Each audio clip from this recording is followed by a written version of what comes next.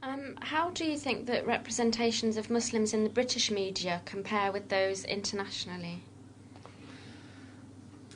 I think that's difficult for us to say in terms of our research, because our research focused specifically on the British media. However, there have been studies in other countries that also reflect similar trends, at least with the samples of coverage that they've looked at, and it's quite hard to map different research projects onto one another in a very simplistic way. But it depends how you want the comparison to be drawn, I guess. I think if you're interested in whether or not there are problematic images of Muslims in other countries represented in their press, I think that's certainly the case. We're not alone in Britain in representing Muslims negatively in certain forms of media coverage. No, I think if you look at the French media, I mean, that's also something you find quite a lot of. I mean, I think it changed. I mean, I think one thing that is true about Britain is that it's reached a degree of prominence now. I mean, there is a huge amount of coverage of British Muslims in the British press. I mean, it's just there's a lot of it, and it's been increasing over the last decade in a way that possibly somewhere like the United States there isn't. It's just not as prominent. That's not to say that you don't find some of the same themes, they're just not quite as upfront. I mean, probably the most famous example of kind of Islamophobia was in the American media when, during the Oklahoma City bombing, when the Oklahoma City building was blown up in what was then the worst act of terrorism on American soil. And the first 2 weeks of coverage after that in the American media, I mean, for 2 days, there was endless speculation that this was clearly an act of a Middle Eastern origin.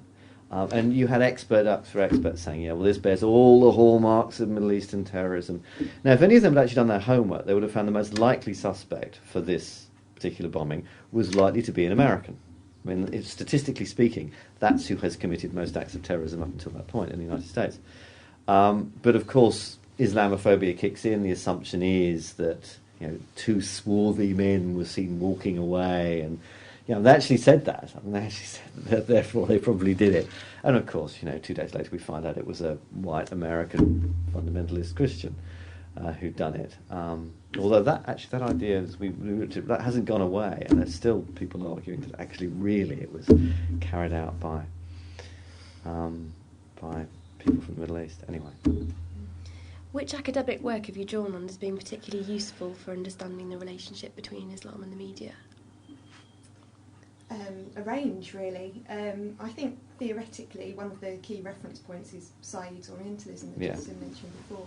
That has to be a key text, really, doesn't it? I mean, that's the point where I think most people would begin, really, isn't it? I mean, that's certainly sort of in understanding the relationship between the West and Islam and how certain groups are othered. I mean, Orientalism has been influential in terms of understanding racism more generally, beyond understanding how Islam is othered from Western culture and values. But certainly for us it was an obvious kind of starting point in our thinking.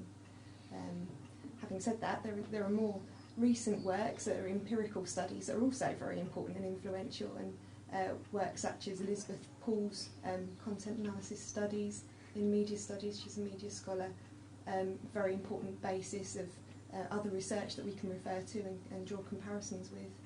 And also John Richardson's work, another media scholar who's also done studies with the British press. So I think those works in conjunction with more theoretical material is also important to have as your reference point when you're doing this kind of work. Could you tell us briefly a little bit about your current research and any future plans you might have regarding the subject? This subject?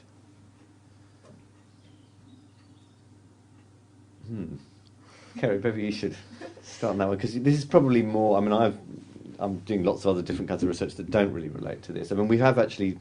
I think we've developed this work a bit because we've looked at it in various contexts, and we've just done a couple of articles that have developed this work and looked at it in context of debates about security, religion, and the media generally. But I think that because this particular piece of research was featured in a documentary, it did attract a little bit of attention, and we have been commissioned to do some other work in looking at racism in the media.